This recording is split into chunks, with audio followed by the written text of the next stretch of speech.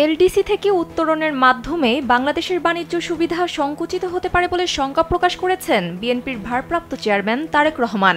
মঙ্গলবার ফেসবুক পেজে দেওয়া এক পোস্টে এ শঙ্কা প্রকাশ করেন তিনি। ফেসবুক পোস্টে তিনি লিখেন, ২০২৬ সালের নভেম্বরের মধ্যে জাতিসংঘের স্বল্পোন্নত উন্নয়নশীল এলডিসি দেশের তালিকা থেকে উত্তরণের পথে রয়েছে বাংলাদেশ। তবে এই উত্তরণ দেশের অর্থনীতি এবং জনগণের ওপর নেতিবাচক প্রভাব ফেলতে পারে। যেসব প্রতিষ্ঠান এবং সম্প্রদায় এই উন্নয়নের মূল চালিকা শক্তি, তাদের ওপর এর প্রভাব কেমন হবে সে প্রশ্নও রাখেন তিনি। বিএনপির ভারপ্রাপ্ত চেয়ারম্যান জানান, এই উত্তরণ বাংলাদেশের জন্য কেবল একটি মাইলফলক নয়, এর গুরুতর চ্যালেঞ্জ এবং ঝুঁকিও রয়েছে, যা দেশের অর্থনীতি এবং জনগণের জীবনকে সরাসরি প্রভাবিত করবে। বিএনপির এ বিষয়ে গভীর উদ্বেগ রয়েছে, যা সতর্কতার সঙ্গে মোকাবিলা না করলে ক্ষতির সম্মুখীন হতে পারে দেশ।